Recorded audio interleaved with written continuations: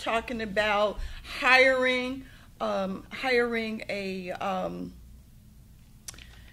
resident, the employment of the mayor's son to a law firm that we have, City of South Euclid residents, tax dollars has given thousands of dollars to.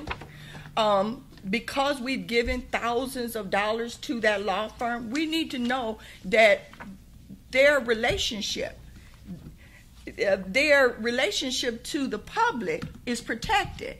And how can I know that my mayor is protecting my relationship when the very people that she signs a contract with to provide us legal services is also providing jobs for her son? That should be a concern. And the fact that I, as an elected official, a legislator, raise that concern to the public and to council and to the mayor, and then am censored, my constitutional rights of due process violated.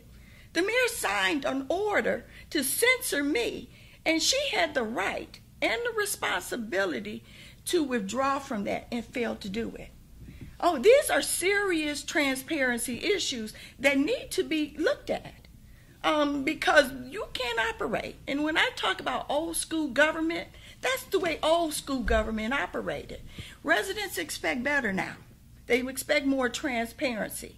If I'm going to advance a job for my children because I have access to a position, guess what it's not going to be?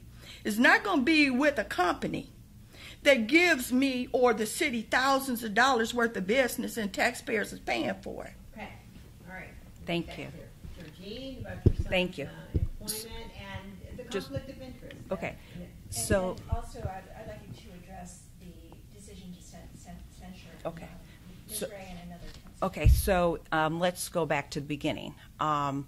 First of all, when I was elected mayor, the City of South Euclid purchased for over 60 years products from my husband's hardware store. And when I became mayor, it went out that we will no longer purchase anything from South Euclid True Value Hardware. It's not against the law to purchase things from South Euclid True Value Hardware. I don't own it. My name's not on it. And so you, by the Ohio ethics, you could still purchase things. I said no. So then what comes up with my son graduating from Ohio State with honors, graduating from Cleveland State with honors, being sent by different placements to be interviewed by different companies, he chose Mansur Gavin. He chose Mansur Gavin, not me. My son did. And at the time, there is one contract that they have with us, and by the Ohio statute, you have to let your client know when something like that comes up. Whenever you are in a lawsuit or anything to have to do with litigation, it must be done in a closed-door session. The plan was to go in there, to have them tell them that the corporate probate business area, wealth management, was offering my son a job, and that he was going to take it, and everything will stop once this lawsuit's over with because we were so far into it. After that meeting that night, I, the mayor, was going to put something out. I never had an opportunity to, because I don't know what happened from that meeting when City Council was told to the next morning when it just went viral. So I don't know what happened there, but I will tell you this much. 12 years, I have never not signed a piece of legislation that has the majority of council. If the majority of council signs something and they bring it forward, I have never once not signed it into law. And so when the majority of council took that action, I signed. It was a firm that we had hired to do some work at the city. However, when my son started interviewing, we're a very small town. A lot of firms left by 2008. And I can name, most of the firms here have done work since the 90s. So, yeah. But the fact that he works for He gets no benefit from it. He is not a partner. Doesn't that appear to you to be a conflict of interest? You know, that's why we're no longer using them. I mean, I have to tell you something. I think in a small town like what we have, it's very hard to ask someone to all of a sudden just say, okay, you can't, here's like 4 places you could go to look for a job when you're one of the brightest. I think it's wrong. And so... Wait, do you mean your son? Yeah.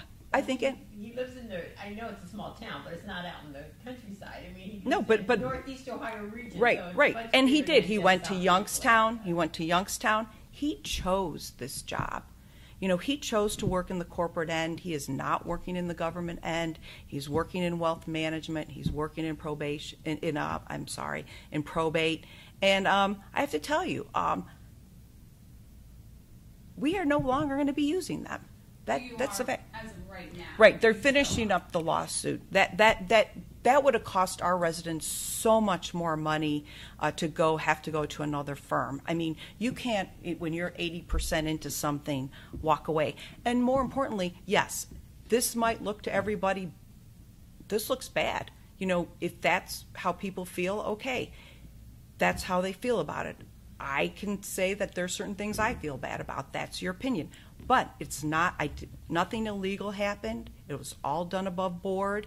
We came in, I went to the Ohio Ethics Commission, and so yes, you know, if that's something that you want to say doesn't look good, it doesn't smell, doesn't pass the test, absolutely. That's why we're not going to use them anymore. And for me, I mean, I'm more into what we've done right with the transparency, and everything's online. Thank you to people from Fairview Park. They pushed us for the past 10 years.